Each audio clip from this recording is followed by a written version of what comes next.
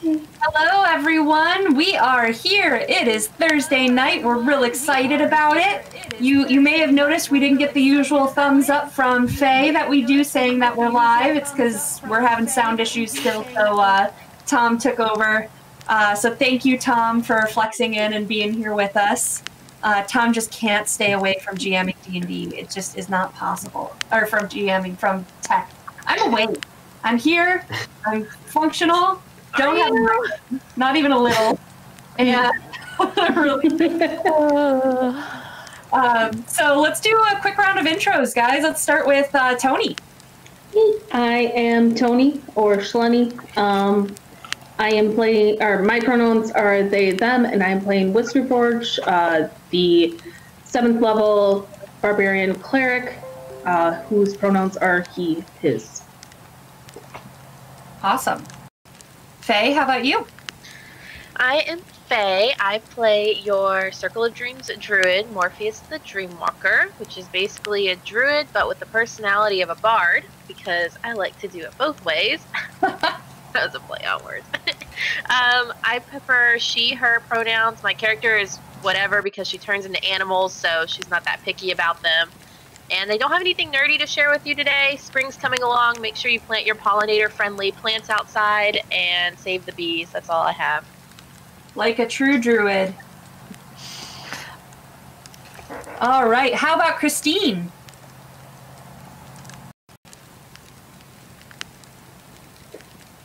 Oh, we can't hear you. Oh, I can't hear you. I also have a mute button on my headset that I forget about sometimes. I'm Christine. I use they, them pronouns. And I am Dearest with 2 E's in the chat. And I am playing a forest gnome sorcerer named Arnica, who y'all kind of met in the intros, but they haven't actually met yet. So. Awesome. Real excited. And last but certainly not least, the very pierced and eye-lined and sexy Zarfu, Colin. Hello. That was quite the intro. Hello, I'm Colin. I use he, him pronouns. I'm playing Zarfu, who is a half-orc rogue. And he also uses he, him pronouns. And yeah. Actually, since you just said that, all cool, I want to show you guys something. I'm going to see if it'll actually show up on my phone if I hold it up to the camera. But like 4 years ago or some long time ago, I ran a D&D campaign for a bunch of actors and artists. And they got super into it and built their own cosplays. And I saw this. Their comments were so sweet. Wow. Yeah, they're gorgeous. Absolutely beautiful. So that's Gulsha the half-orc and Ember the elf. Ooh, I like her. I might have to steal some of that face makeup. Right? Oh, yeah. Cool. I would give them extra XP for showing up in costume. And they were all about that.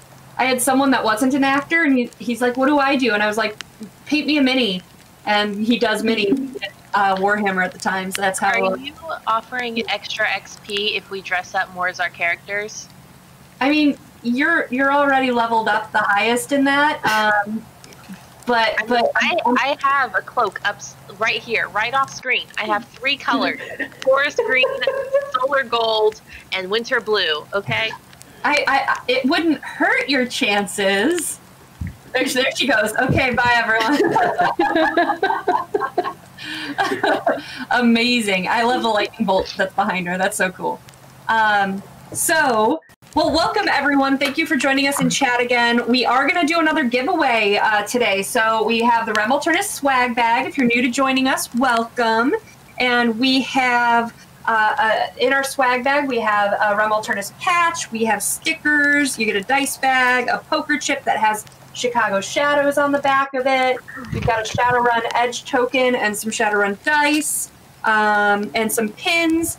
Good stuff. And how you get that is typing in to the chat #GayGay, and you'll be entered to win the drawing after the credits tonight. And so hashtag yay gets you 1 entry. Throwing bits at us not only impacts the stream boss, which I'll get to, but also 100 bits gets you an extra entry. A subscription is worth $5. Usually $5 would be 5 entries, but for subscribers, we do 7 entries for you. So bits, subs, yay, and that's how you enter to win. You can also interact with us during the stream. So as you can see, our stream boss is currently Janity, and stream boss only has 255 HP left. So that is so low, guys. Every time the stream boss is defeated, your name, if you're the one that threw that final shot, your name will take the place of the stream boss, and it'll go back up to full life points. And every time the stream boss is defeated, we will give our chat chat player character, Babyface, that you guys created, for better or worse, a chance to do something cool. So last time we made there's Babyface. Very good. So the last time we weren't really in a fight, so we made Babyface a drink that's now canon across multiple adventures, I guess, because D&D 4 used it now. And then Babyface can make take a hit on the next bad guy if we're in a fight. So you get to interact and play with us as one of the characters, and you also can attack the stream boss by donating bits, following, subscribing, and so on. So you also can do channel points as well to impact the game by giving inspiration, auto hits, or nat 20s. Same with bits. All of that is in the chat, so you can see what all those rules are of how you can interact and do all the cool stuff with us. Let me make sure. Oh, cool. Making sure I'm not missing anything. So we talked about interacting. We talked about stream boss. We talked about giveaways. Only other announcement I have is that on April 10th, so in 9 days, we begin our 37-hour streamathon. So you can come play with us if you want. You can join our Discord channel, which is going to drop in the chat as well. And we have a bunch of games that you can sign up to play with us on stream for 36 hours of gaming. We're going to kick it off with an hour panel of women in nerdy business. And I'm really excited about that. We're going to have Janity on for that, and Jen Pauley of the Geek Forge, and a bunch of awesome cool beans. So definitely hang out with us and join in and play with us. Join our community. So lots of cool stuff there. Anybody have anything that I missed? All right. Who wants to play some D&D? Me. I want to play some D&D too. All right. So I thought we were playing 5th edition. Because you said 2. That's the joke. Well, I'm going to kill Kristen's second character tonight. Oh no. So that's fun. But to give you a lot of credit, Christine, I did say it in chat. Like, way to be such a cool bean about I mean, you know, it happens. really happens to the best of us. But Christine was like, "Yeah, I got another one ready. Let's do this." So, really cool to put that into effect. Yeah. Who wants to tell us what happened last week? I think they might have blacked out. I mean, I watched the stream though. I remember. I know what you're referring to. Hey, Tony, why don't you fill us in? So we drank and we toasted to pants and had a bunch of baby faces, and I also had some really spicy pie. Like I just remember making all the Constitution saves for the alcohol, and then sorry, there's going to be a cat butt here apparently. And then not making that con, and it was perfectly funny.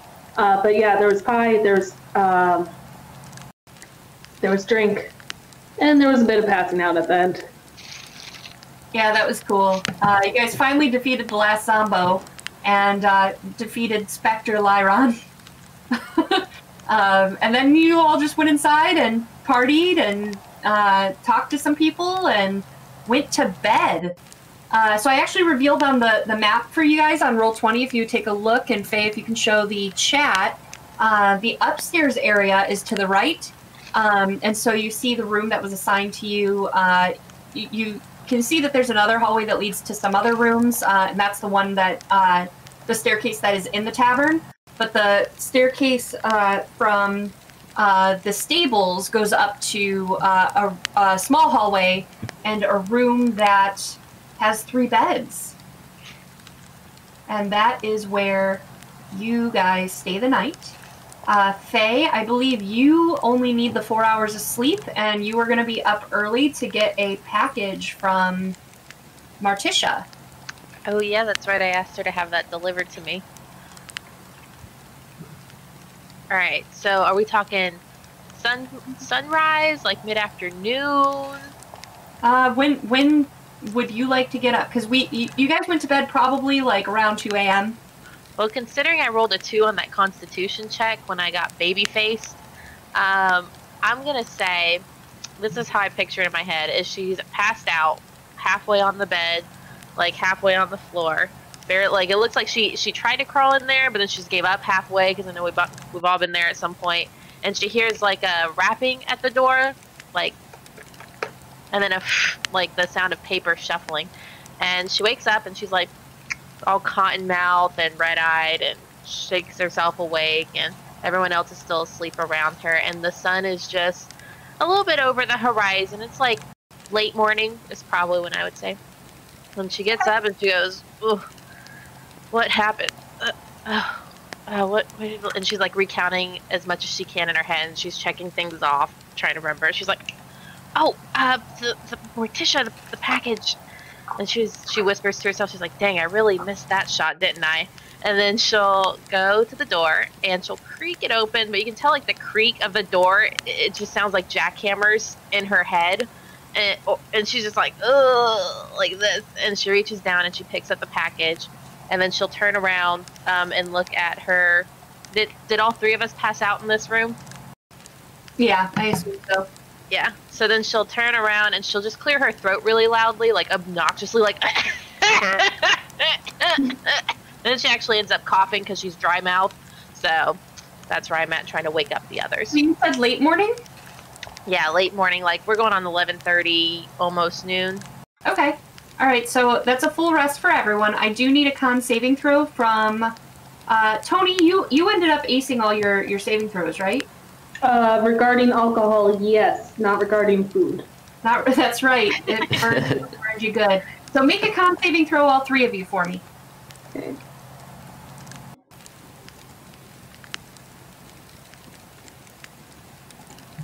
Oops. Come on now.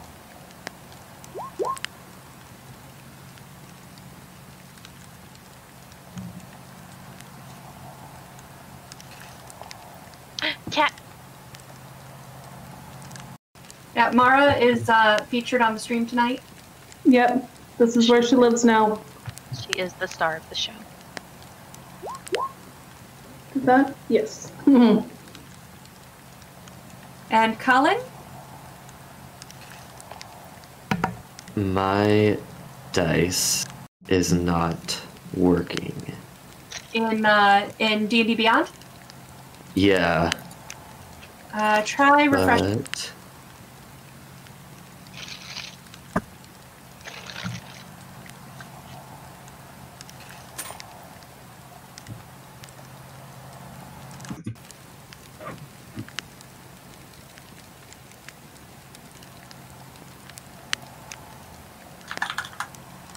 oh, here we go. There we go. All right.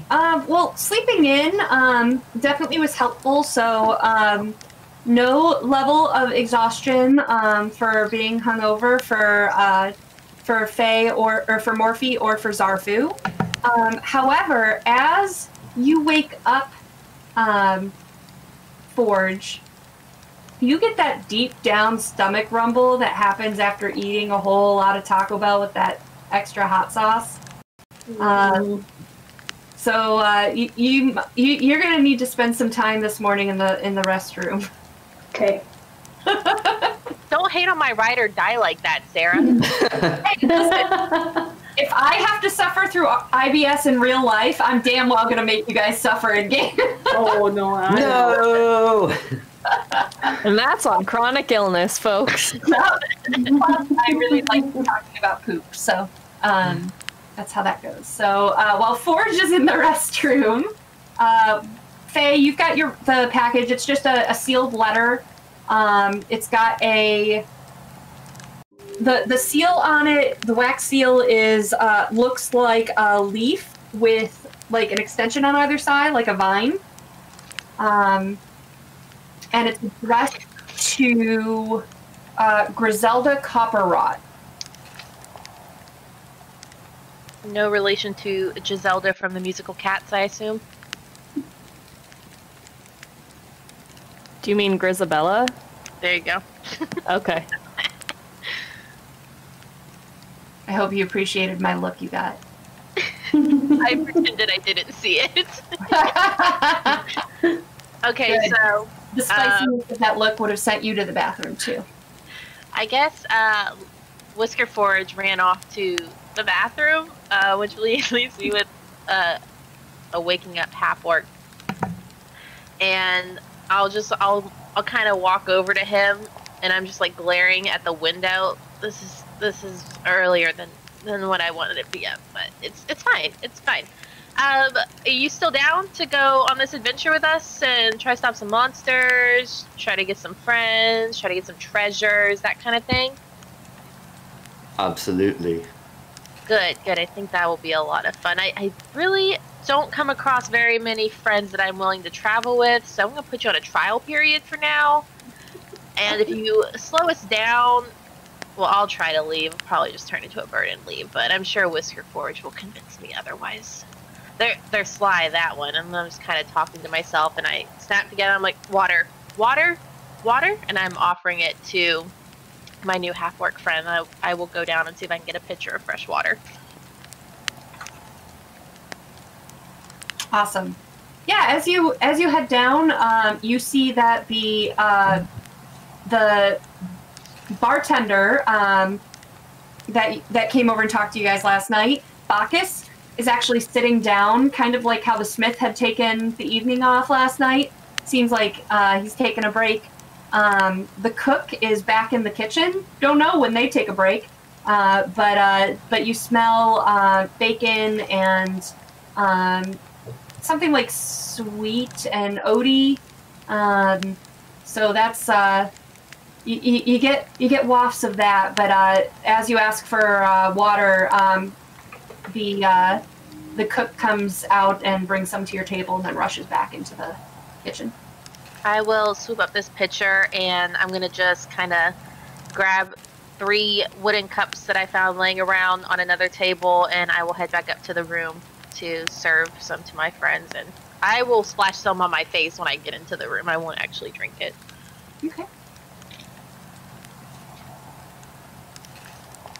I'll say that Forge is not quite done with their other morning ritual, but Zarfu, you and Morphe are together.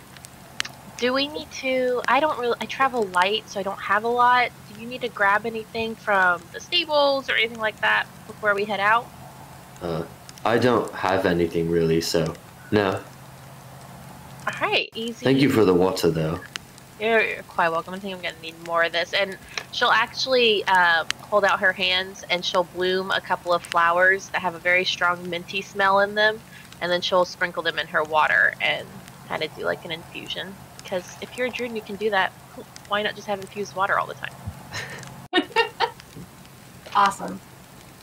So as you're kind of getting yourselves put together for the morning, Forge, you return from the loo, and just as you kind of make your way back up the staircase, you see Bacchus, the bartender, knocking on your door. Morning. Oh, there you are. I saw the one with the antlers come on down, so I figured y'all were up. Yeah. Just wanted to let you know, Martisha mentioned that you wanted to maybe do funeral rites or some kind of religious thing with the bodies outside. So we didn't dump them in the ocean just yet, but you know, it's getting to be late in the day, so really need you to wrap that up so new travelers don't get alarmed. Yeah. I'll be down in a moment. Excellent. And he squeezes past you in the hall and heads back down the stairs. All right.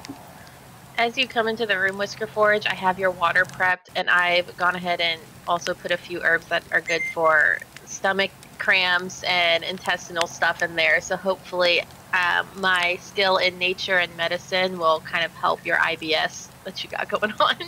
Make a medicine check. Okay. Which I totally know how to do.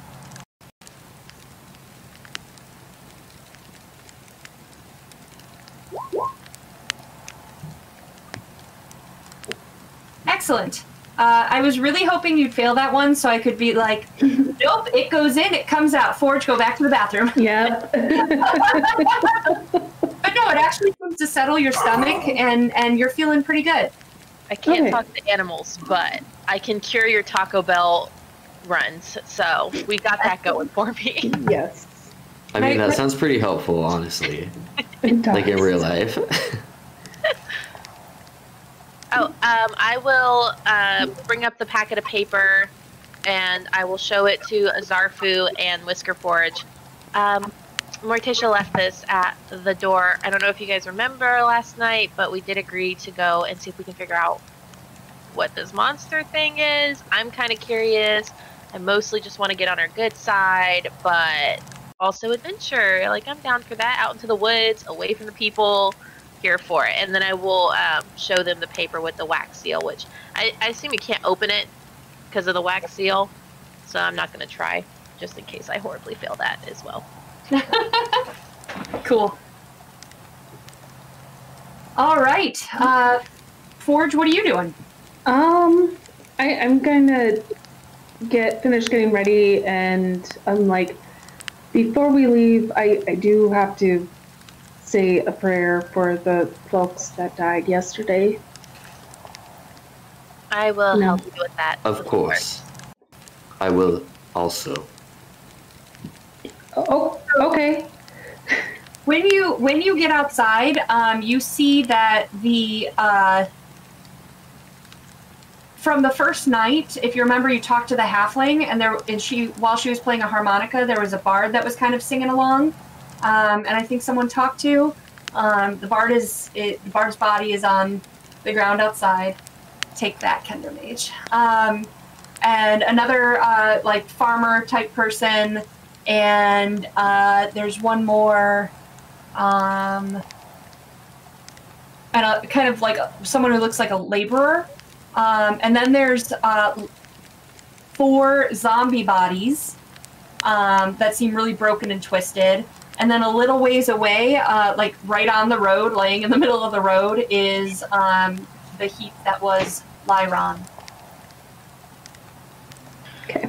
How do you want to split this up, Whisker Forge? Do you want to suck them into the ground like we did last time? You want to do a garden like we did the time before the boat? Or I guess we could burn them like that time we ran into those ogres and we saw them do that to their guy. I'm down for whatever. I feel like these people need to be returned back to the earth. I do believe that the custom around here is to put them back into the sea. I know that's not your cup of tea, but that is what they traditionally do, and whatever gods lay claim to their soul will lay claim to their soul, but we'll go from here. How far are we from the ocean? If we look at, let's see, if you go to the map, And I'm gonna change the map real quick. Alright, so you guys are... I'm gonna shift-click right here. And the sea is here. Oh. How many miles is that? It's not bad at all. It's like maybe like an hour. I mean, we did agree to do it, so I guess I'll look around for maybe a wheelbarrow or a carriage where we can pile a bunch of the corpses in there, and then Well, I have a cart. Oh, we do have a cart, so we can use that. Yeah. And we'll just spend some time gathering the bodies delicately and putting them in the carriage. Yep. At one point, Zarfu has picked up a zombie body and he's putting it in, and he goes, I think this is the one I hid under. And then he just continues. Can you make an investigation check, Colin? Yes. Yeah. Ooh, uh-oh. Brilliant. Love that for us. As you pick up the next zombie, you go, I think this is also the one I hit under. Okay, and then I pick up one more and I'm like, I think I hit under all these bodies. So if you pick up the second one, go ahead and make another investigation.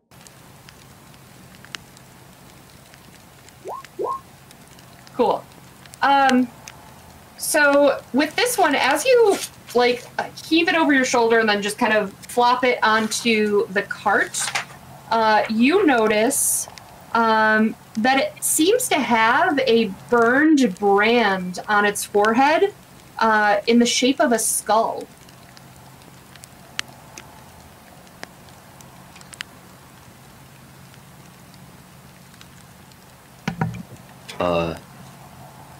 Hey.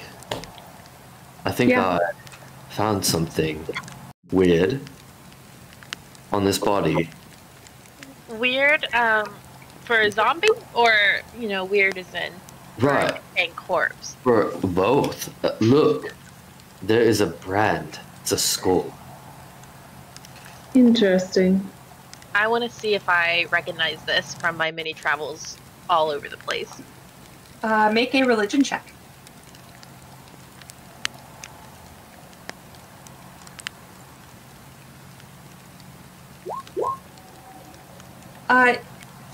Yeah, you recognize, as soon as you see it, you realize that this mark was probably used as part of a ritual to create the creatures.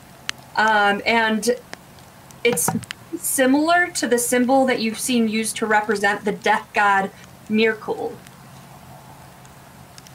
So I will bend down and kind of take a look at it, and she'll reach down to kind of move some chunks away, and then she'll just kidding. I can look at it like this. And actually, I think I reckon, what was it? Was it 2 or 3 years ago? I ran into that one traveling occultist. It was Jerry Springer, something like that. But he had this brand too, and it was on his shoulder. And I think he was telling me after he had tried to attack me, and I tied him up, and then, but it's a story for another time. It was for the death god Miracle, and I'm pretty sure, and she'll kind of like look off as if she's listening to whispers somewhere, which in her, like, she hears the whispers of the Fae around her kind of helping her out, but no one else does, so they might think she's crazy. That's right, it's a ritual brand to actually create these things. I wonder if the others have any more on them like this. And then I guess I will see if any of the other bodies we've gathered have a similar brand on them. Yes, they all have that same skull branded into their forehead.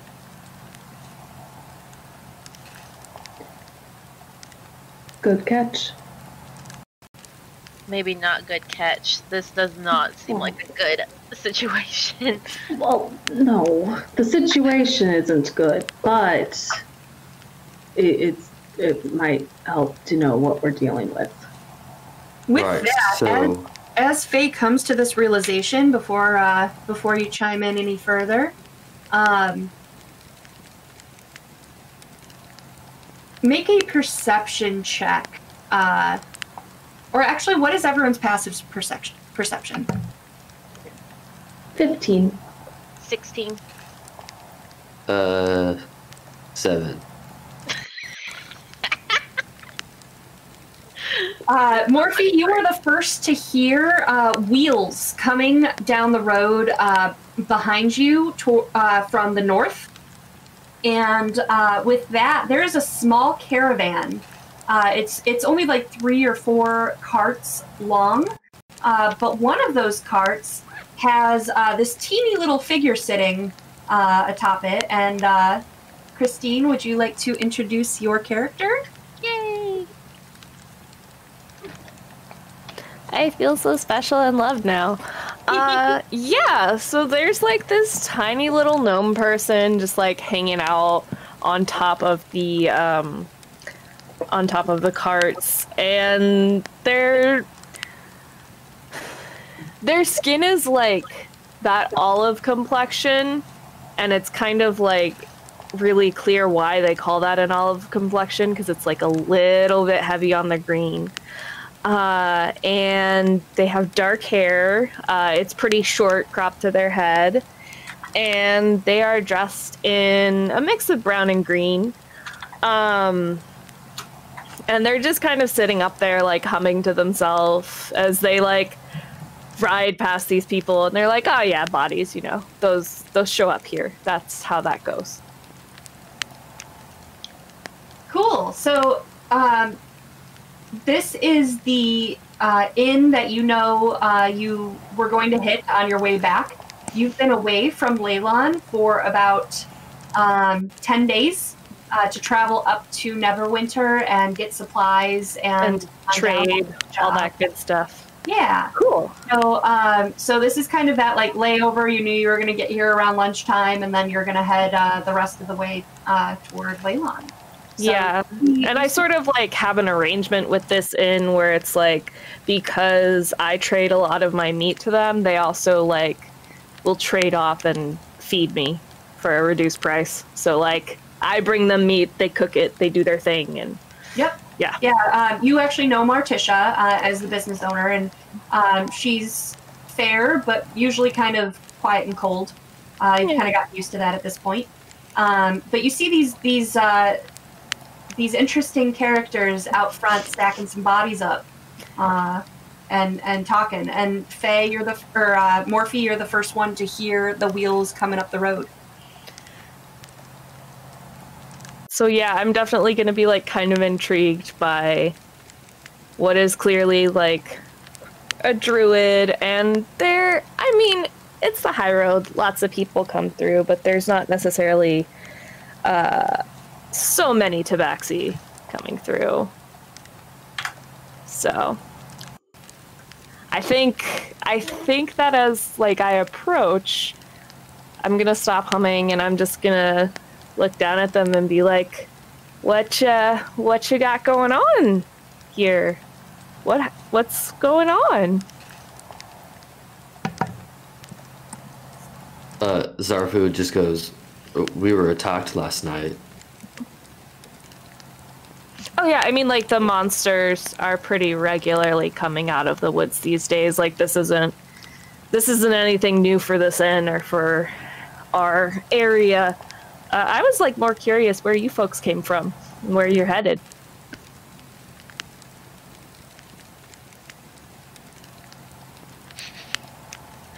I'm gonna take this silence as, like, we're all looking at each other like, who the hell is this? Are we gonna talk to this random gnome? I guess like after looking down at Zarfu and Whisker Forge, I'll turn and just kind of tilt my head at her and kind of blink kind of curiously with her glowing gold eyes, and her like long green ears twitch a little bit.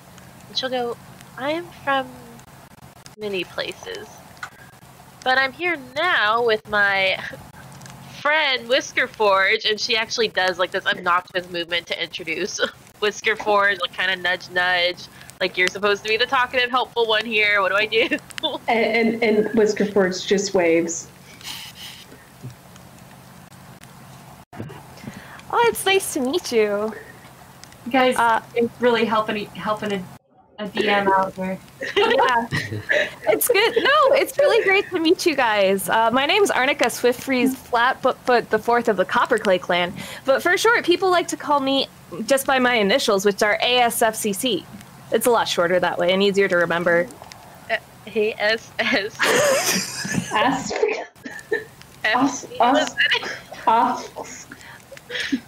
Like normally, like what my people like to do is they just say like the initials out loud, so it's just ASFCC. ASFCC. CC. Got it. CC. I mean, CC. if that's like, I guess if that's a lot for you, you can probably just call me Arnie. Wait, That's what. The way I feel about this initials is something inappropriate.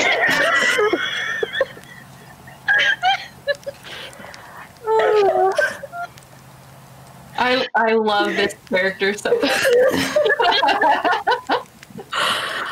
In 2 minutes. I really love, just to take a second out of character, I really love that the name is Flatfoot and it's an F, but you clearly use 2 S's.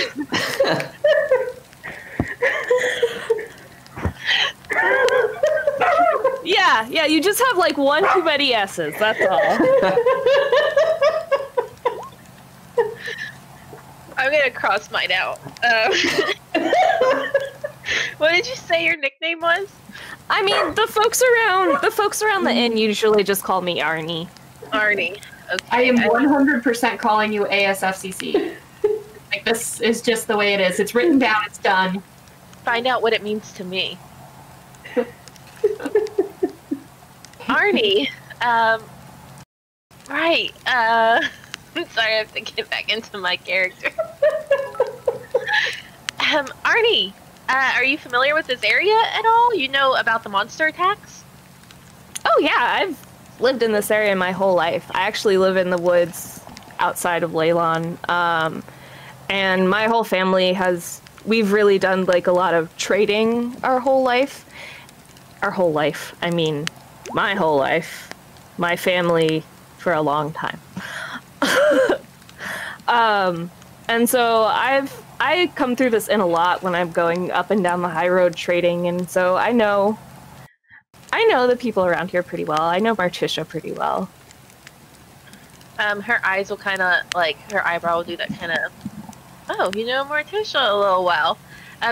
But she'll go back to the monster conversation for now. So, you know, I've been many, many places. It's not wholly usual for monsters to raid somewhere continuously without some sort of burial ground or ancient wizard curse. You know, we've all been there at some point. I'm very curious as to find out where these are coming from. I mean, they're coming from Thalavar's tower, but like it's not. Wizard curse is like a little extra. Basically, like, a long time ago, like, I was never good at history in school. I don't remember if it was 200 years or 700 years.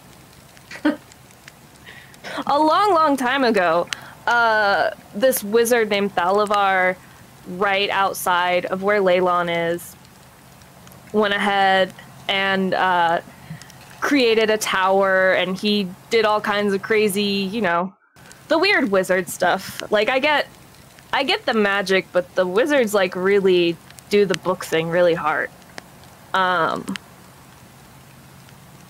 Yeah, so Thalavar. And so, basically, he lured a bunch of monsters from other planes into his tower and stuff, and it was fine because they were in his tower, except, like, he disappeared, and then the spell plague completely destroyed the tower's defenses, and all the monsters came out. So Leyland's a town again. It wasn't for a while.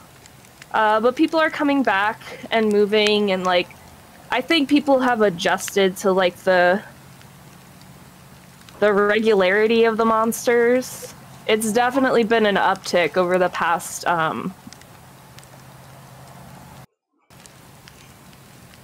not my grandmother, but my mother's brother's uncle's nephew. So like probably about like 50 over the past 50 years, there's been a gradual like increase in how many monsters are coming out. So, you know, it's not unheard of for these parts. We're used to a threat. Most of the people living around here live here with the threat and with the understanding of there being monsters, but it has been getting a lot worse.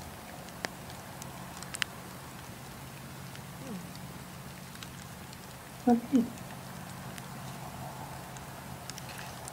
Oh, I messed up my character sheet. 1 minute.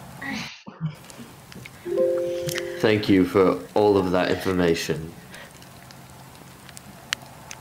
You are very welcome, large friend. Morpheus is gonna kind of just go, okay, I got that information that was useful, and then she's gonna turn back to loading the rest of the bodies onto the carriage so they can continue with the burial rites. I have a question, Sarah. Was there a name for the bard that is dead? Yes. But is the question what if you know him? I mean, I was going to like say that normally like he's the one who handles burials around the inn, and I was gonna ask where he was. He, I believe, let me double check. Because I think you said he's dead, right? He is dead. I killed that bard. I killed that bard so hard. He was living on borrowed time. He actually, you've seen him once or twice, especially since Leyland's begun its reconstruction. Okay, but I don't really know his name. Yeah, he's traveling. You probably being you and as outgoing as you just were, you probably know that his name is Tarbin Tull. Okay. But he is a traveling bard, and he just wanders the high road all the way up and all the way down. So he doesn't really seem to settle. You know, I do have a question for our new gnome stranger. So as she's loading this up, Morpheus's tone will take on a slightly more serious but disinterested kind of energy to it, and without turning around to look at Arnie, she'll say, "This Falavar, was he working by himself in this tower, just as wizards do, or did he have any connection to any particular death cults or gods?" And then she's just kind of continuing loading bodies in. I mean, gods is more like a sorcerer thing. He wasn't really into the gods, I think.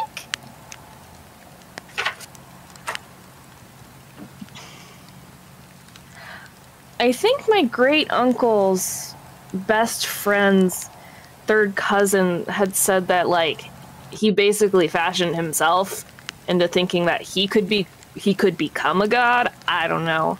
He seemed pretty arrogant about his powers, but I don't know of any godlike stuff. Like the only god in Leyland is really worshipped is going to be Lathander, the god of light.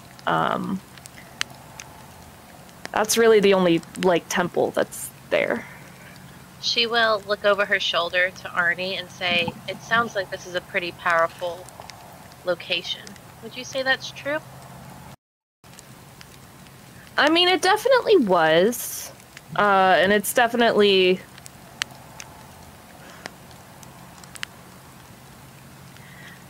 Most of the monsters had gone, and it sort of seems like they're becoming a lot more prominent again, which is super weird.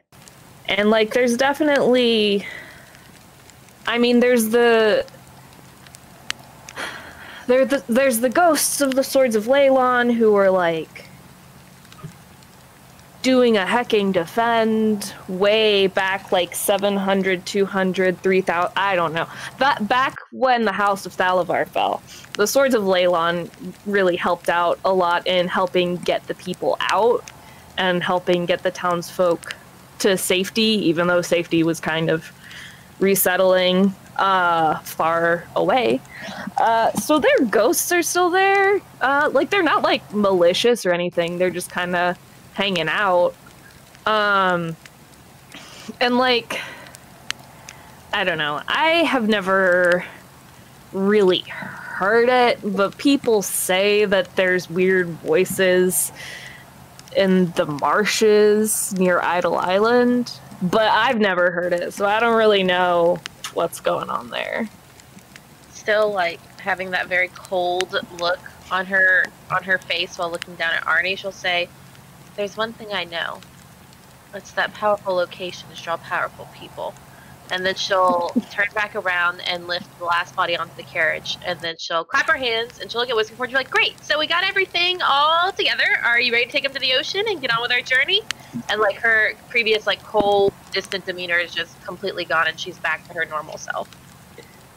Apparently, you need to drink a baby face in order to get on Morphe's good side. Apparently. Jeez.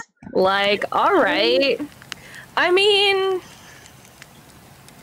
So, I guess I am, you know, that, yes, mostly. I'm gonna go put on the barding for the other mule that isn't pulling the cart right now, whose name I don't remember personally because I'm not Whiskerforge and not obsessed with his mules. Tail and Whitetail.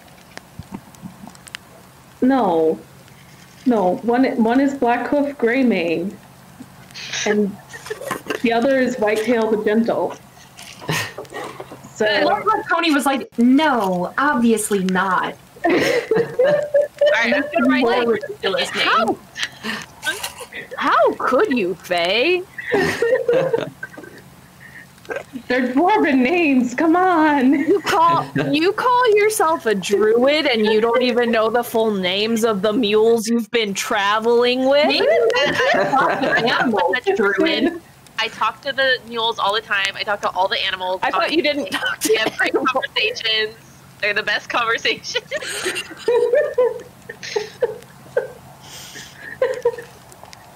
So, yeah, you get your mules all together, and you're able to make the pretty easy flatland journey to the ocean. It's not far at all, and you arrive. Do I see any interesting sea animals? Make a perception.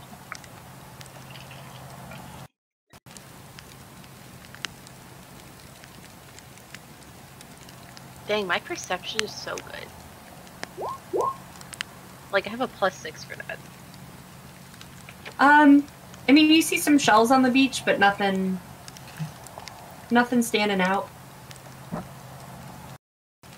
So are we sending them into the water? Yeah. Or I guess I didn't get the details, but yeah, that seems to be what we're doing. ASFCC, are you just following them to the ocean with these bodies? Like, what's going on?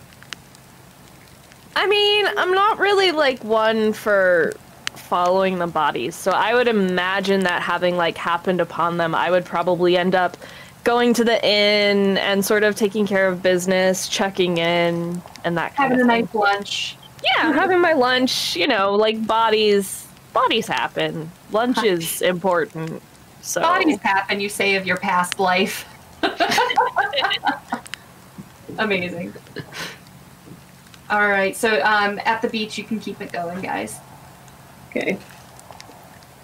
But I'll just kind of say a prayer for each of them individually, even though I didn't know them, and yeah. Make a perception check, Forge. Oops, that's not what I wanted to do. That works. Okay. As you say your prayer, you actually get this like faint whiff of burning flesh, and as you look around, you hear, you see and hear the brand on the zombies' heads sizzle and steam. I mean, that's probably fine. My ears kind of go back a little bit, and my tail starts going back and forth, but I'm going to continue. Cool. You complete your prayers. The bodies go into the ocean, and you have an empty cart that maybe has a couple smudges on it you'd rather not think about. Yep. All right. And you head back to the high road? Yeah, there's no interesting sea creatures I can learn how to turn into, so... Or talk to, because I talk to all the sea creatures all the time.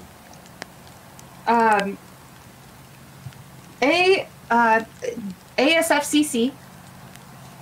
As you sit and enjoy your lunch, and you've spoken to Martisha, and Bacchus is taking good care of you. Got As you he does. Mail. And Kurag, always takes good care of you with their food. By the way, just saying that you bothered to get to know Kurag enough to know that they are they them. I've been like waiting for like 5 sessions to drop this on you, and like everyone's like, I'm like, hey Faye, do you want to go talk to the people? You're like, no. Yeah.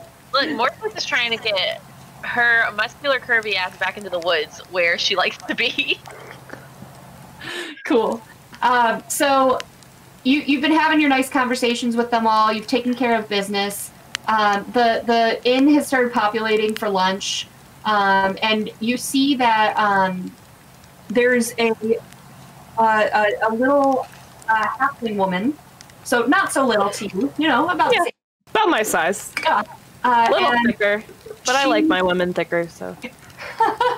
she goes up to Bacchus and says,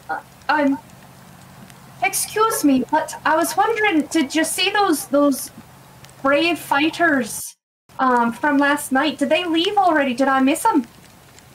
And Bacchus goes, you did, little one. They've headed to go deal with the bodies. I'm not sure if they're coming back or not. And you can see that she's a little upset by that. And she goes, oh, well, could you, if they do come back, could you let me know? Because I was hoping to travel with them, because they said that they were heading south, and I'm heading to Leyland myself to look for some work. And I was really hoping to have their protection, since what happened last night, and I'm a bit wee, so I'd love to have the extra protection on my way down, but I'm a little nervous. Maybe I'll stay a few extra days until another strong person traveling, or people traveling, head on down. But do you think we're gonna get attacked again tonight? And Bacchus kind of shrugs at her and goes, listen, little lady, there's been a lot of attacks. They've been increasing, but don't you worry, as long as you stay in here, you're safe. And she kind of like nods a little insecurely and sits down at a table facing the door to kind of like watch for a little while and see if they come back. Oh. I swear, Sarah, if you make this person travel with us, make us fall in love with her, and then kill her, I will never forgive you. She sounds horrible. I'm gonna go walk up to her, and I'm gonna ask her, and I'm gonna be like, so what's your business in Leyland? she looks at you and like at first when she looks up, she's like, "Oh, someone's asking. Maybe they're big and strong." Oh, Yeah. Yeah, that's fine. But she looks at you and as she catches herself, her eyes lighten a little bit because she is super friendly, and she goes, "Oh, hi, my name's Scylla, and I'm from Neverwinter, and I was looking. I know Leyland's been rebuilding, and I've been hoping to be hired. I think I got a name. It's Voldy Itapar, and she's the fishery owner there, and I know that they're looking for workers. And I thought, I'm not real strong, but I could fish. I could do that way, and help, and start out setting on my own. I think I could do that. I want to settle in Leyland." Baldy is great. I think that would be awesome. She expects a lot of the people that are working for her, but she's fair, and I think that would be a really great start for somebody looking for somewhere to settle. I know I don't look like much. And I'm not gonna pretend to be some, like, super strong, valiant, defeating 3 specters and 5 zombies on my own kind of person. But, I mean, I'm specific. Well, I'm sure you've heard the talk going around the tavern about everything that happened last night. I did. It was pretty terrifying, but I didn't exactly stop to count. That's fair, I guess. 1, 2, 3 wraiths trying to kill me.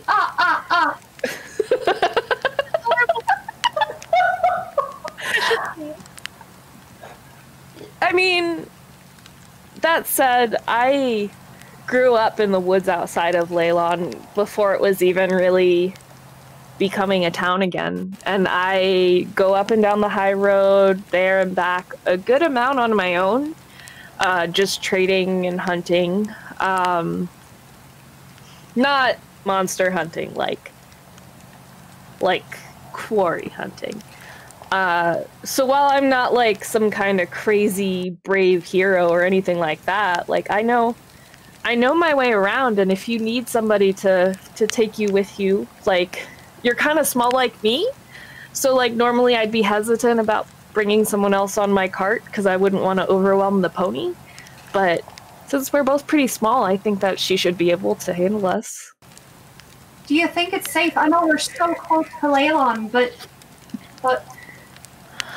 I mean, if you would rather, I mean, I like the people around this inn well enough. If you would rather, we can wait until tomorrow morning and leave first thing, and that way our whole travel there will be in the light.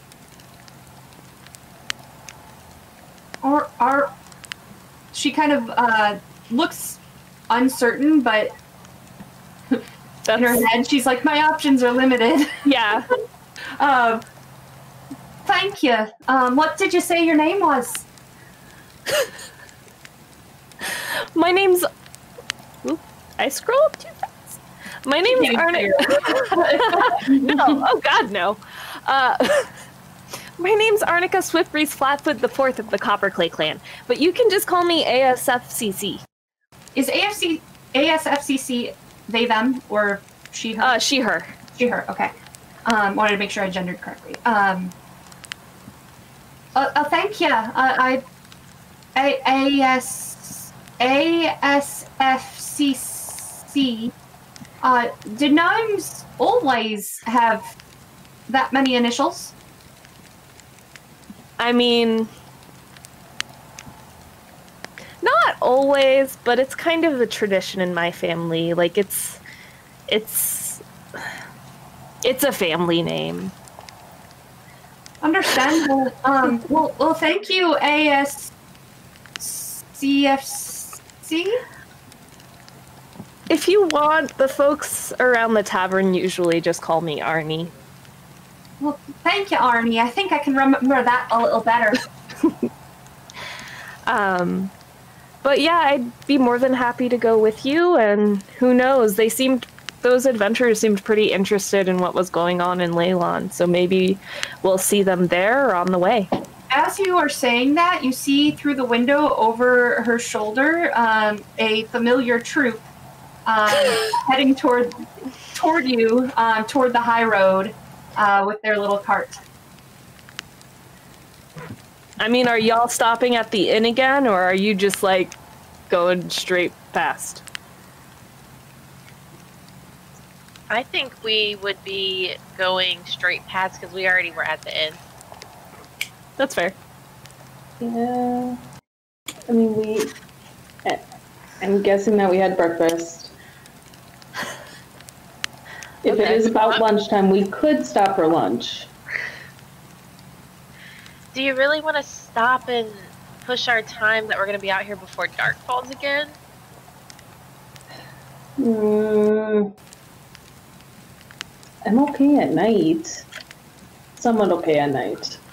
I mean, sure, normally, but last night we didn't do so hot. True. Yeah. But... While the party decides if they're hungry or not and when they want to travel, we're going to go on a quick break. So we will be back in 10 minutes and see when and if the party is going to freaking go to Layla. There's nothing to do for 5 episodes. We're like completely miss Christine's new character, and I don't know what we're going to do. Let me just find a new campaign book that I'm going to run, because you guys just don't fun. All right, we'll be back in 10 minutes. Thank you all. We'll see you soon. Don't forget to hashtag #YayGay. All right. Welcome back, everyone. Woo! Don't forget to type hashtag #YayGay in the chat for your chance to win the Rem Alternus swag dice bag that has stickers with dragons on them and pins and a poker chip that has a dragon and Chicago Shadows on the back and some Shadowrun dice and an edge token and a cat that's real talk though. A friend of mine got one of those and he said it was actually super cool and really excited. So James was like super excited because I think he didn't even know what was in it. So he was just like, "Oh my god, that's so cool!" But just saying, they're actually pretty cool.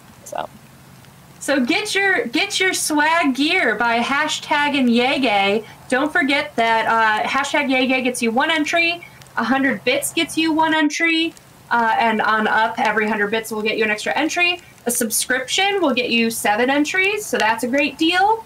And also it'll impact the stream boss, which will give us a chance to have our chat player character, Babyface, make some sort of appearance if they're not in a fight, or maybe get a drink. I know that we're talking about coming into like the inn. Maybe we do some day drinking. We don't know. That's up to you, chat. So with that, let's get back into it. What is our trio doing next? So you tell that they've been deliberating about this back and forth, and finally Morpheus will just go, like, if you're watching from the window, you'll just see, like, fine, and then they will make their way to the inn to get some munchies before hitting the road. For your sass, a cattail just hits you in the face as the horse turns and you get floofed. Just like the cat did. Good job, Alice. Thank you, Alice. That's what we do here. Amazing. All right, so you head inside and you see the very friendly gnome that you met before dumping some bodies. Chatting it up with the little redhead halfling that had the 5 braids all tied up on her head. She doesn't look as put together this morning. And as you walk in, you see her look up and go, "Oh, you came back!" Yeah. And you see me turn around and give Morphe the dirtiest look. I am pissed and offended. I'm not gonna do anything about it because it's like not your fault that you're bigger than me and stronger than me. But like, I'm mad. So as you turn around, Scylla kind of looks back at you and goes, do you think we could travel together? That would be the strength in numbers, right? I can still travel with y'all, right? Yeah, yes. Of course, precious thing. So precious. I tend to inadvertently make NPCs that my cast falls in love with, and I did that with the photo that I took of you guys. We did Out of the Abyss, and there's a little Myconid kid, and they were like, don't care whatever else is happening, demons are eating the world, that's totally fine, we're gonna save Stool. Like, we're saving this little mushroom kid. This mushroom child. Silas, are you interested in going to Leylon as well? Yeah, I'm going there actually to look for work and to settle down, and you know, I know there's walls around Leylon, so hopefully it's safer than just being out on the road. One can hope. Well, I would definitely welcome you on our journey. It would make me feel much more comfortable than having you out there by yourself, that's for certain. Thank you all so much. And Morpheus will look up to the end ceiling and mutter to the gods that are beyond the fourth wall, and be like, if you kill this cute little halfling, I will riot. It's like, alright, did you guys want snacks before we leave? Yes. But not spicy. Can't do spice. You hear from like across the room, and it through that little kitchen window, bunch of pussies.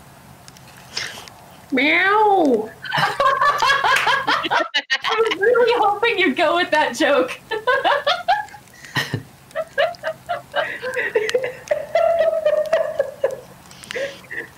Amazing.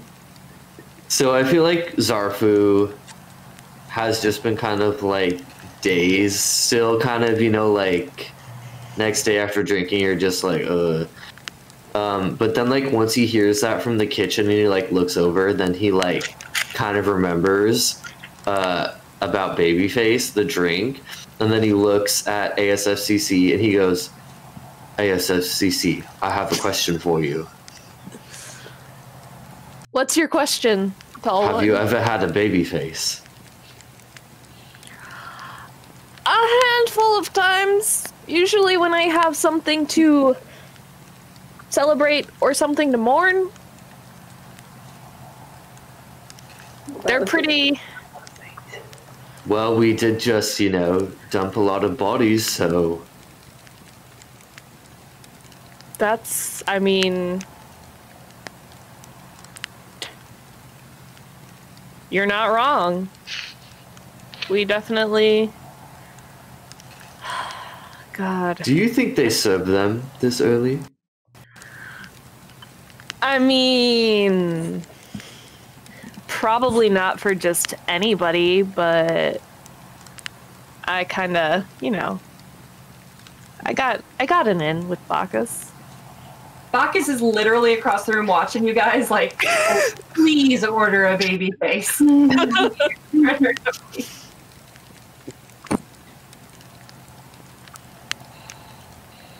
So is it I just would love one. Anyone else? is it just gonna be you, or is your party drinking too? My stomach's a little upset still from other things. Not drink. Not drink at all. It's important to clarify not drink, okay? Whisker Forge was the one who lasted the longest with that iron gut. Morpheus will also shake her head very vigorously, be like, no alcohol for me this early. But she will turn to Silas and ask her very affectionately, have you ever had a rosemary saffron infused tea, Silas? No, I've saffron is really rare. Oh, I got you. If we're gonna be here a little bit, it's a great drink to have before we hit the road. And then I will see if I can get some hands on some hot water somewhere. Yeah, Kura is already. You hear some sizzles from the kitchen as food hits a pan. You get the whiff of this really wonderful smell, lots of spices, and a few moments later you have a lunch served in front of you. It's modest, but definitely gonna last you. You can tell it's food that's got some weight on it. Tastes delicious. Serves you up any your hot water, anything that you guys want. There's a baby face in front of Zarfu. Yep. Con saving throw, please. I guess if I'm drinking, I need to do one too, right? Yeah, if you're having a baby. Oh, I'm sorry, y'all. We are not getting to Leyland tonight, guys. We are taking the cart. Randy in chat is like, why, Colin? Love it. Alrighty. You said a constitution? Yep. Safe? Alrighty.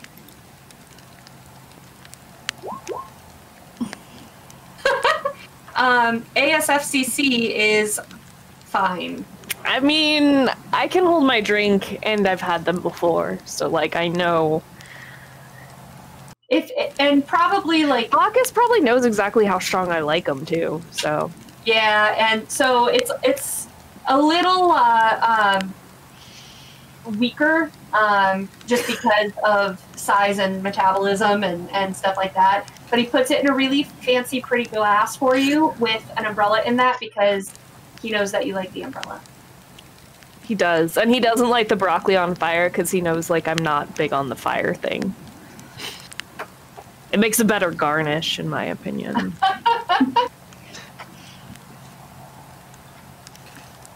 God damn it.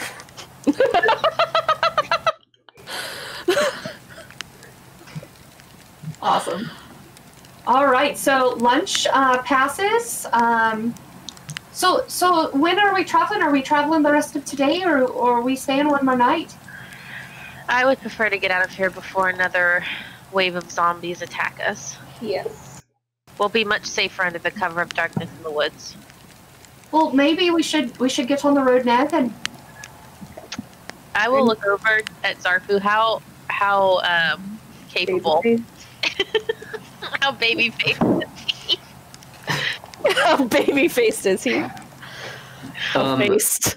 So Zarfu, I feel like at this point he's that kind of drunk where he's more like introspective. He's feeling a little bit emotional right now. He's that kind of, do you know what I mean? So he goes, I'm all right, but I just thank you. I had so much fun with you last night. Thank you. Zarfu is also a precious bean. He's a big bean, but a precious one. And then he throws up in his mouth a little bit.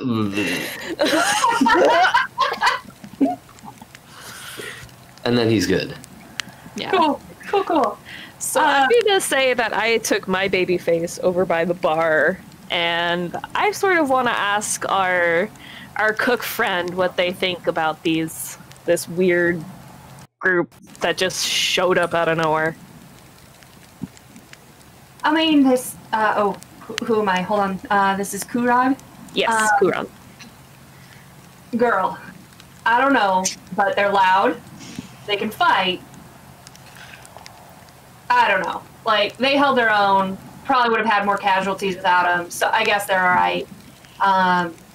But the one with the antlers keeps bashing my my cooking and my drinks. So you know what?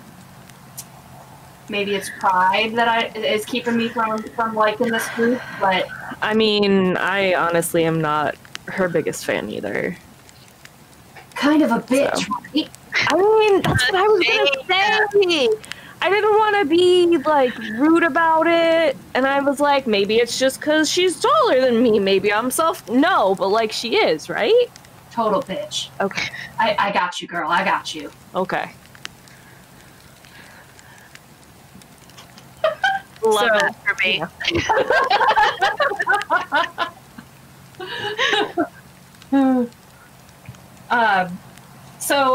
Kura gets back to doing work around the kitchen and actually disappears down a trap door, kind of whistling to himself, to themselves. So they're heading down to the cellar to get more whatever they need, and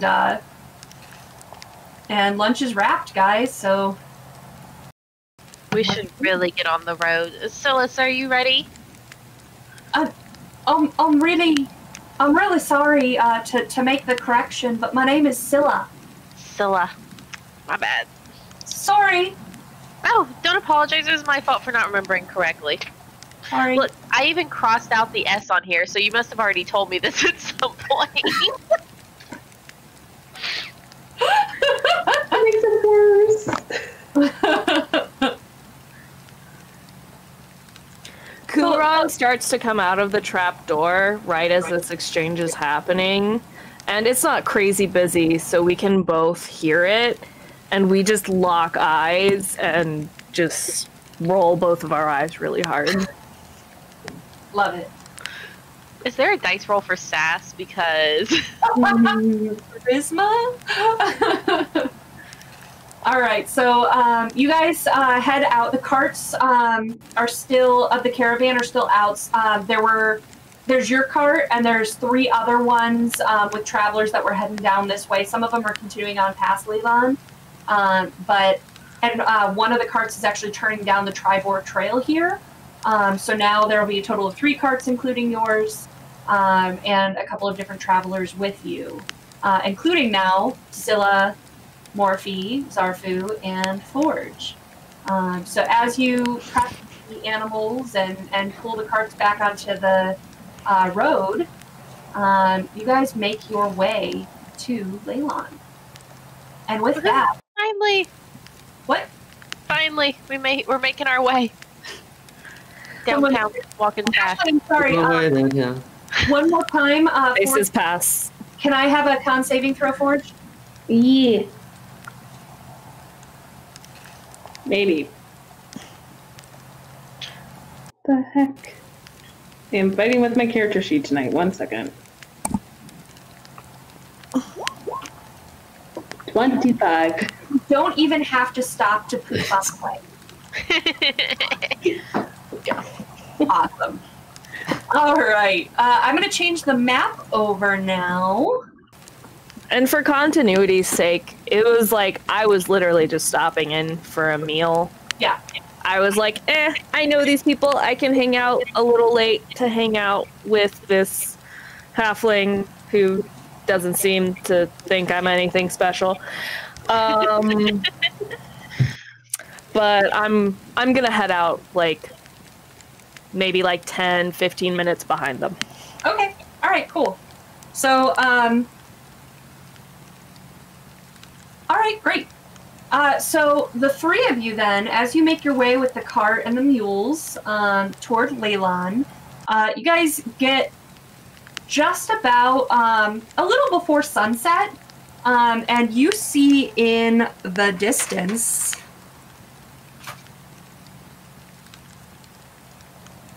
roughly 50 people stand in a clearing just off the high road where the forest to the northeast and the swampland to the southwest give way to grassland for a bit on each side of the road. The beginnings of gardens or larger fields of crops are half dug here. The people mill about in a panic, some shake in fear, others shout in anger, and in the center of it all, an enraged dwarf waves her arms and tries to get those around her to listen.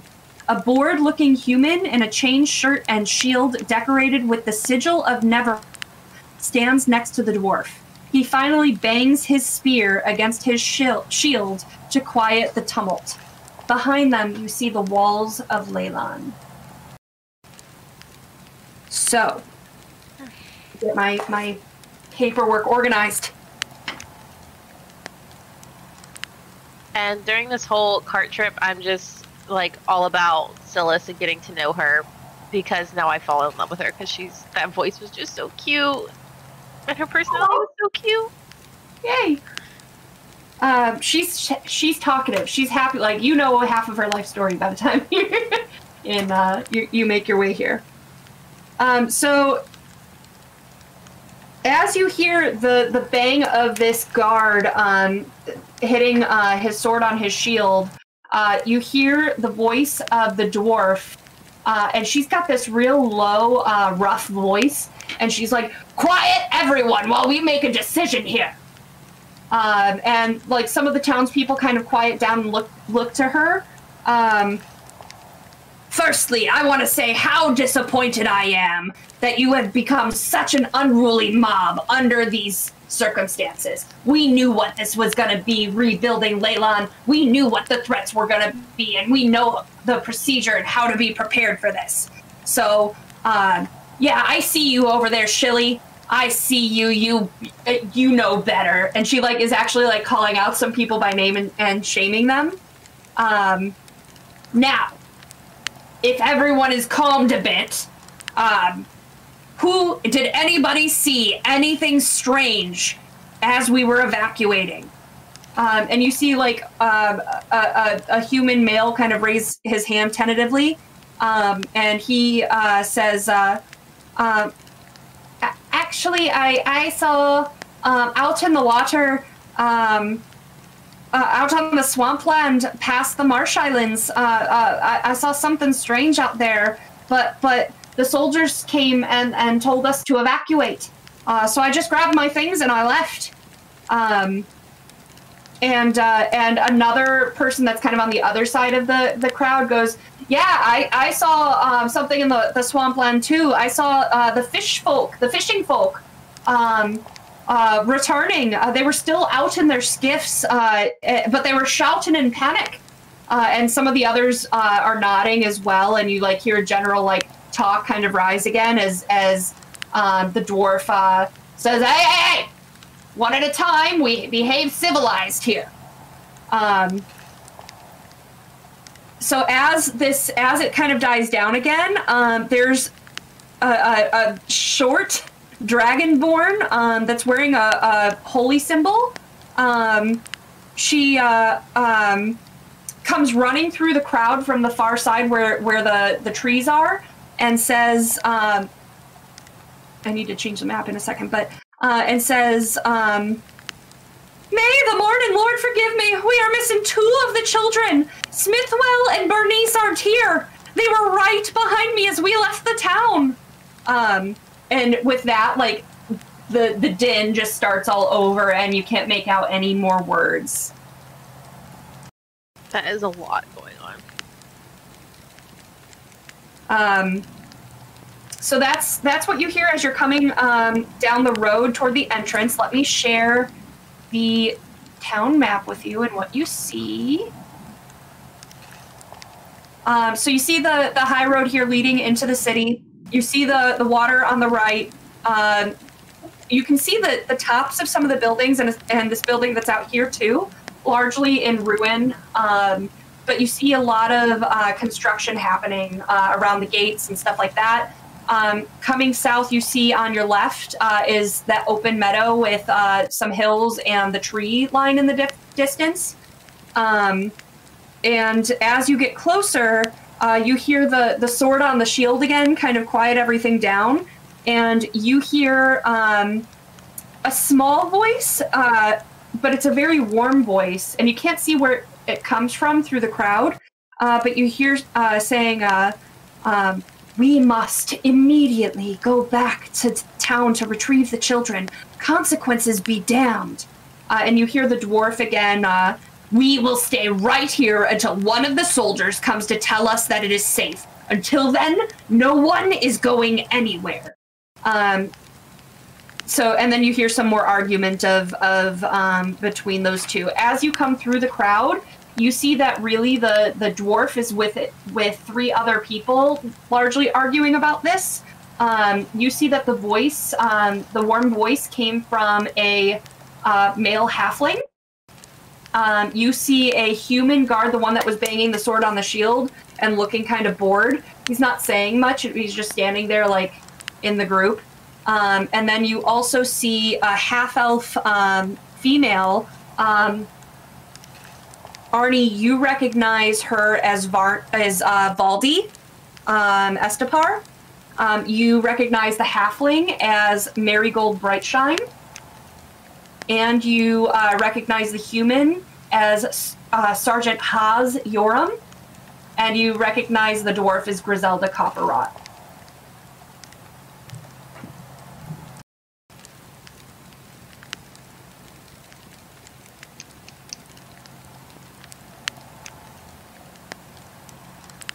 Yeah, and Christine, I forgot you're 15 minutes behind. So none of you recognize these people. Make your way toward the gates. What are you guys doing?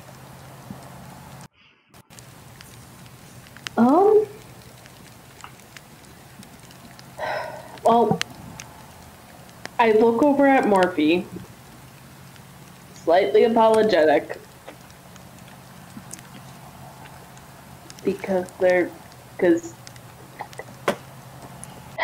and I look back at Zarfu, and I'm like, they need help. Of course they do.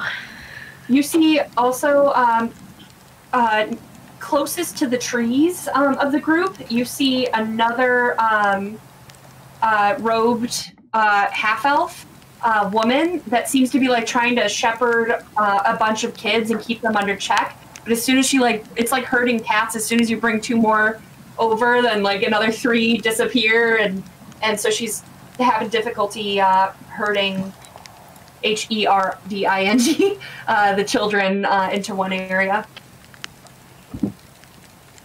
What would you use for a child handling check? A child handling check. Like That is my new favorite. Persuasion, deception, intimidation. I go.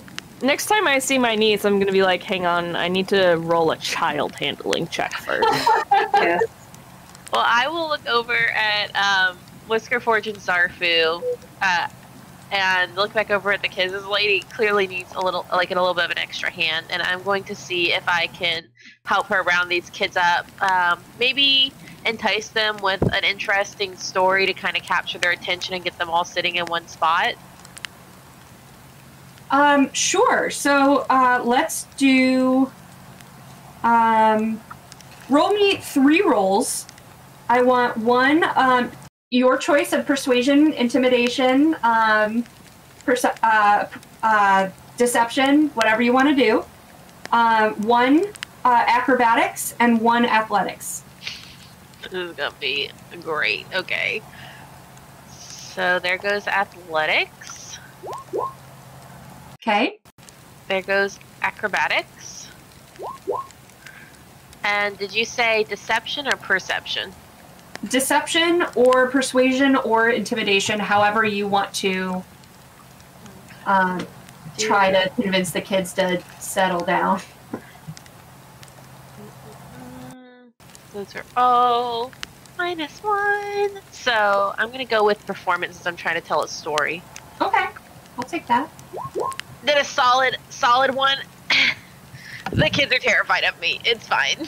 So you head over to them and you manage with your strength or with your athletics check to pull one out of a tree that was climbing up. The second one, you were trying to pull out of the marshland without falling in yourself. You are drenched in marshy water.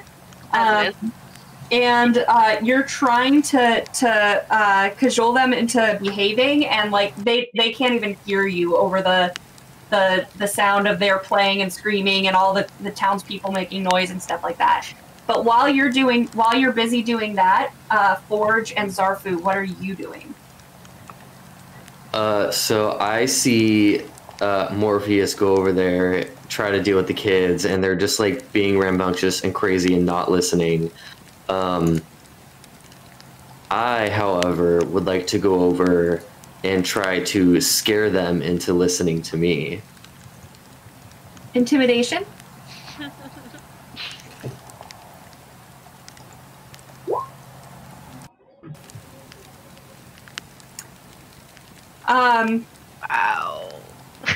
So, what do you do, Zarfu? Okay, so Zarfu he walks on over.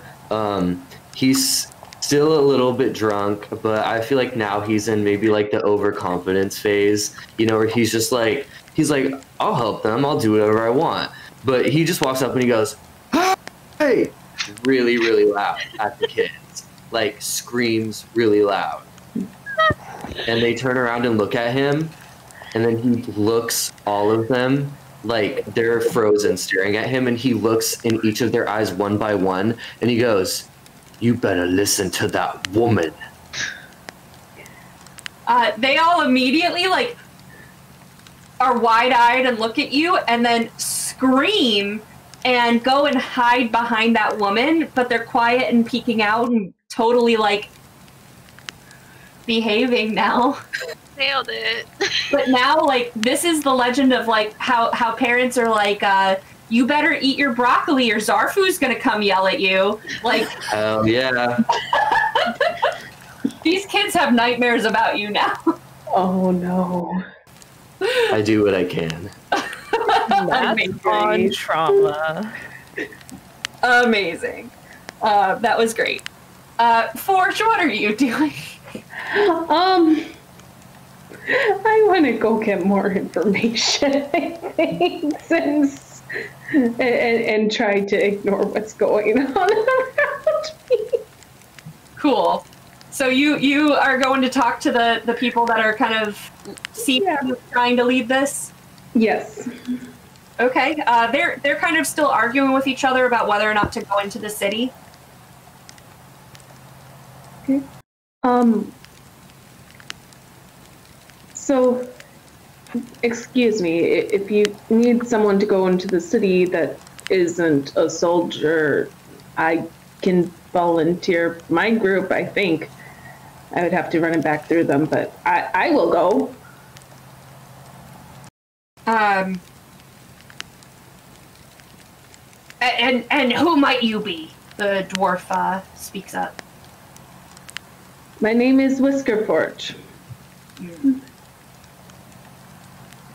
That tells me nothing. I know. I'm sorry.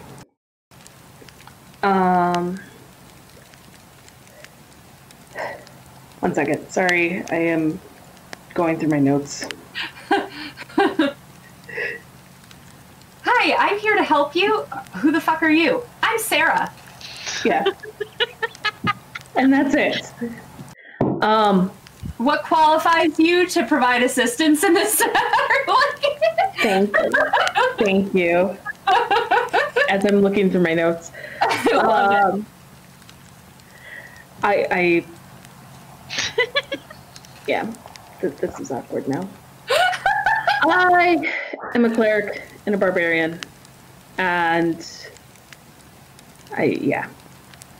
and over there is a druid, and she's my friend, and we met that orc yesterday. She and the others kind of look over at Zarfu screaming and morphine drenched and like cursing about kids. And she looks back and is largely unimpressed, you can tell, and the human guard kind of stifles a yawn and says, as the important people was saying, and turns back to kind of turns his back on you. And I sort of feel like it's probably been about 15 minutes, so I'm probably caught up.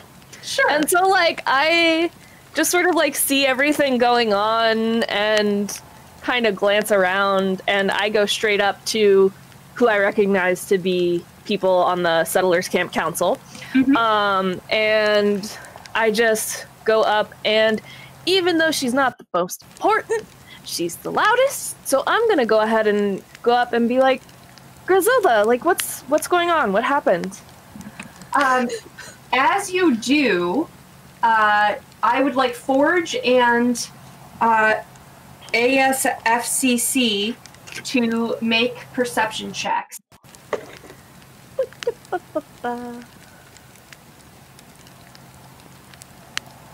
Why is my brain broken? 22 for Forge.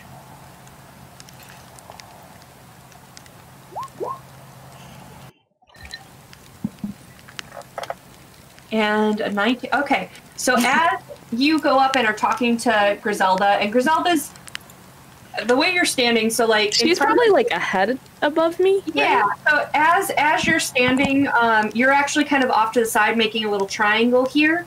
But you're looking past her down the entrance here to the high road leading through the town. And Forge, you being taller, you can see right over her. And you see strange knights bearing a symbol on their chests, on the armor on their chests. They ride horses made of water, accompanied by a wagon full of archers pulled by another of the water steeds. With that, I need you all to roll initiative.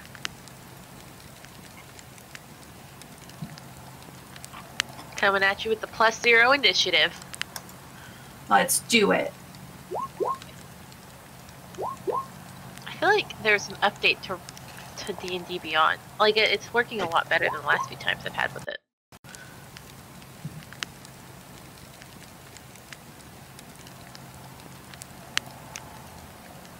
I need to find the character sheets for these guys real quick. I would just, like, Morpheus will go over to Zarfu after seeing this display and be like, wow, I had no idea you had such a way with kids. Like, 100% sincere and impressed by this display. And Zarfu just says, thank you.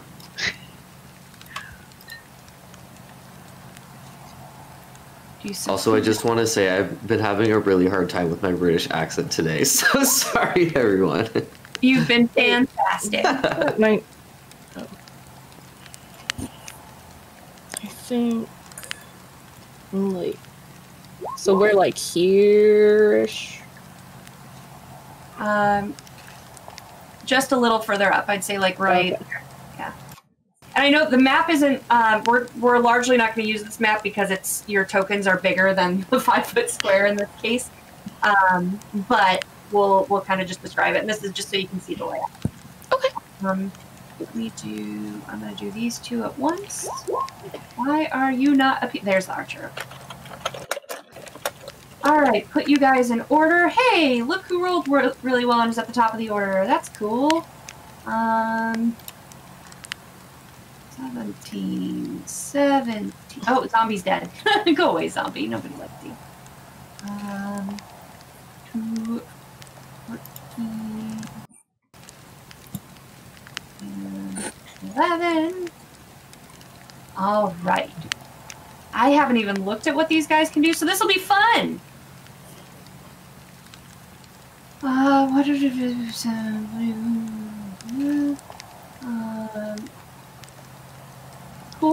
cool.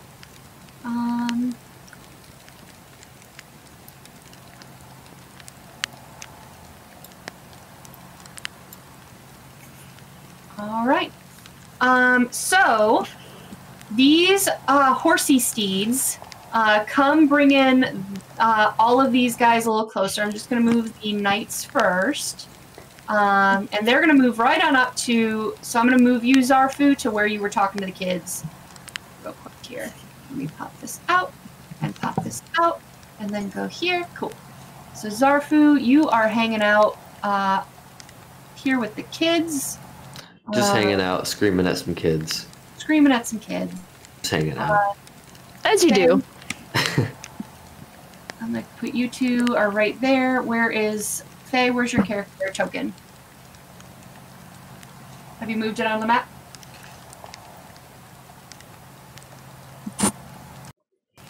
There you are. Gonna put you up here with some kids and stuff. Okay. So these guys are gonna go first. What happens? Let's find out. I wanna do 2.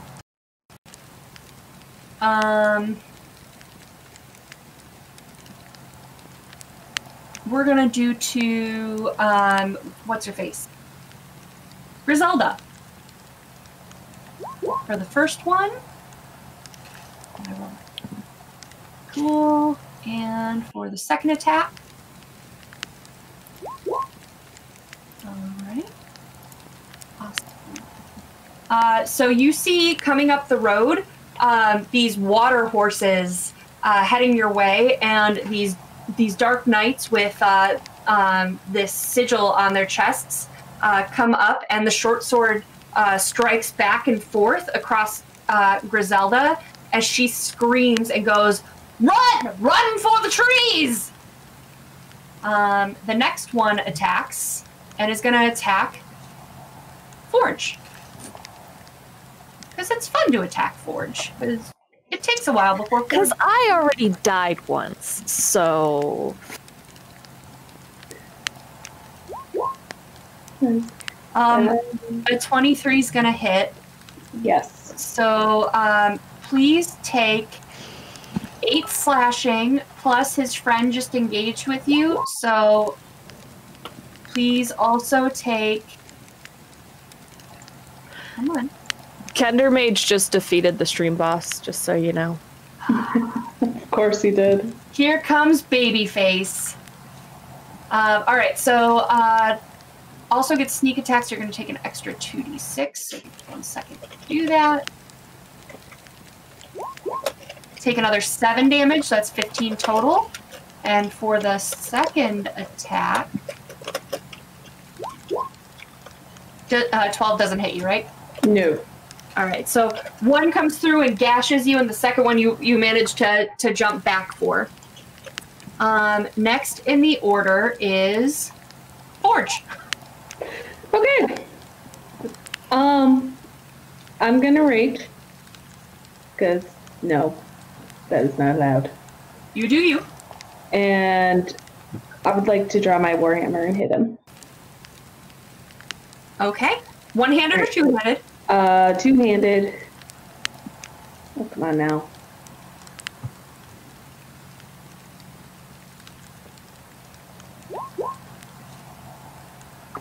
$25. Yes, will hit. And 13.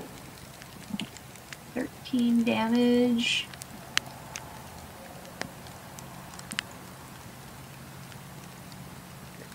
Got it. All right. So as he rides past you, you manage to clock him in the back, and you see like his shoulder kind of go forward, and the armor kind of dents in. Anything you're doing with your bonus action or movement? Bonus action was to rage. So movement. No? I don't think so. Okay. ASFCC. Alrighty. So, I am going to do...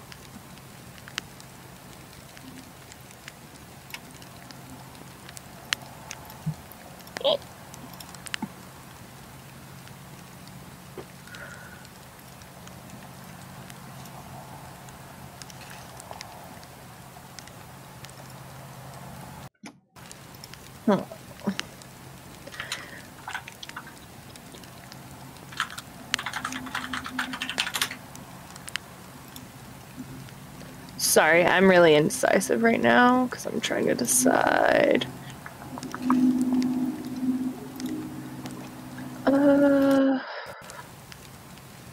else has gotten a couple of sessions to play their characters in battle. So Yeah. Right? I'm like, we know Zarfu's gonna hide under a dead body, and we How know that close- Ford's gonna sit there and take a shit ton of damage. how close are we to nighttime? You can see the sun.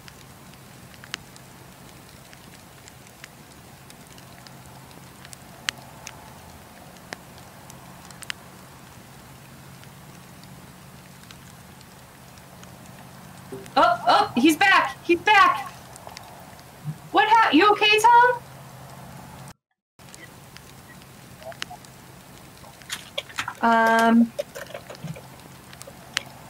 Okay, good. We're heard. Just want to make sure. Okay. Hi. Yep. So, All right. So, what was the question? oh, I was just looking at different spells. That was my big thing. Is I'm trying to. Oh, it was a question about whether it was light or not. Yes, But it's still the a sun is little bit getting light. low. Yeah. I'd say the bottom of the sun is just touching the ocean. Okay. Oh, Tom, we can hear the audio coming through your Ourselves. speaker. Thank you.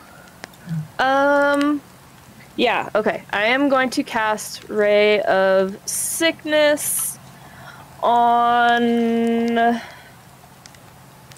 Honestly, on whichever one was attacking Griselda. Okay. Is that... I don't know which one that is. So that's this one. Okay. Cool. Does a 4 hit? It does not. Okay, how about that? But, do you want to use your bonus action or movement?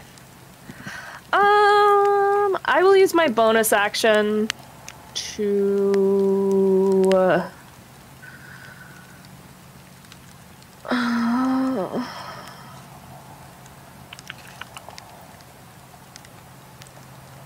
I will use my bonus action to cast the Dancing Lights cantrip before it gets dark. Hey, before you do that, you have inspiration from earlier. I do. Thanks, Tom. Alrighty, so I will try one more Try time. that again, yeah. Yeah, we're just gonna, see how that goes.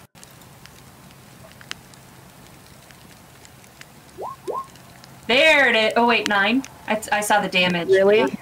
Really, life? Why are you like this, life? Okay, well, how about that? Cool, so I'm gonna cast Dancing Lights before the, Sounds good. And Stuff are you goes staying where away. you are? Yeah, and I'm staying where I am. Okay. Cool beans. If it is okay with you, Zarfu, could we pick up next time, starting with you, and Yes. end tonight with some baby face? Yes. 100%. We gotta spend that baby face. Yes. So, here we go. Let's see. Let me bring up my D&D Beyond. Baby face. Baby face. All right, so Whatever, gonna baby use face. his glaive to hit, and he's got. Let me make sure I understand. I remember everything he can do. He gets a bonus attack. So let's see.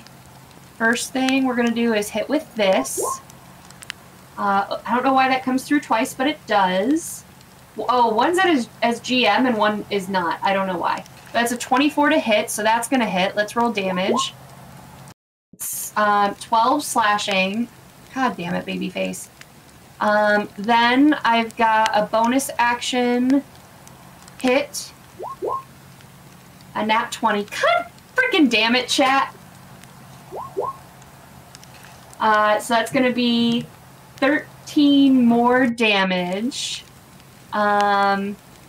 That's reaction. What do you do? Yeah, I was also going to use their fire rune.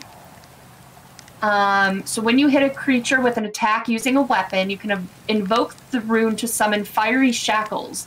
The target takes an extra 2d6 fire damage and must succeed on a strength saving throw or be restrained for 1 minute. I hate you, Shay. I hate you so much. All right. So let me roll the 2d6 fire damage. Where's my roll 20? There it is. Oh, nope, that's not it.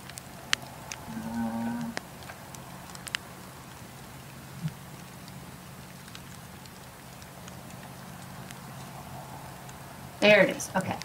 2d6. Well, I rolled 2 1s, so take that, Shay. So I've got, let's see, 2 plus 13 is 15 plus 12, so that just did 22 damage, right? Did I get that right? Yeah. Or 27 damage, sorry.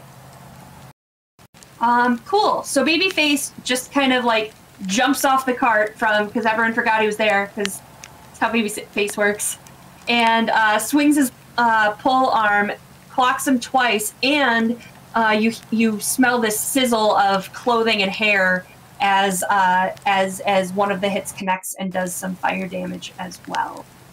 Cool stuff. So 27, so that would be... Okay. Thanks, Babyface. Awesome. So that seemed to hurt this guy kind of a lot.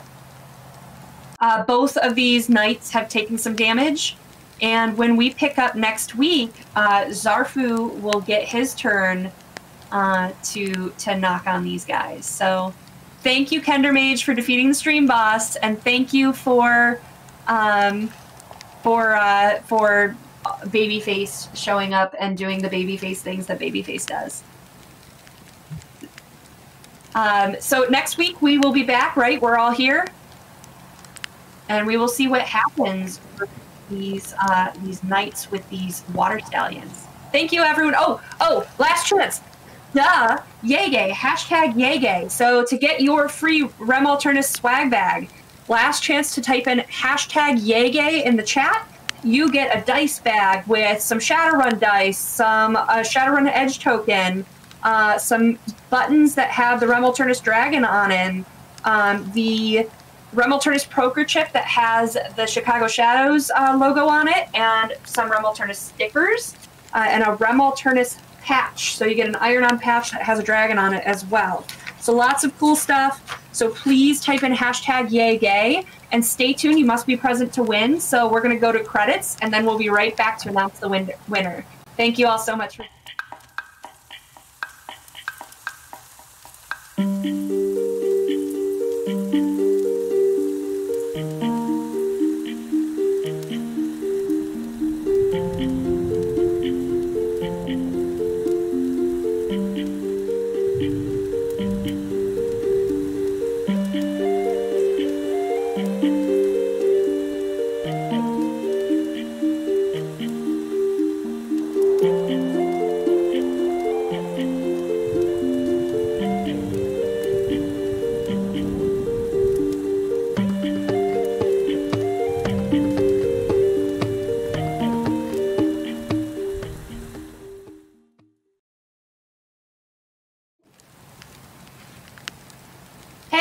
Welcome, everyone. It is time for our drawing. Thomas has joined the chat. How many people do we have, Thomas?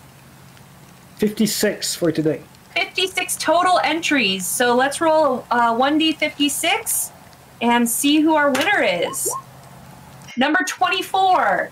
Who is it, Thomas? Give me just a second. Mainfire. So, That's me! Hey! We have a cast win! That's so exciting. So I'll work with you, Faye, to get your... I think I have your address, so I will send you a Rem Alternus swag bag. Congratulations. And tune in next week to get another chance to win another swag bag. So we will see you next week. Thank you, everyone. Bye! Bye! Bye.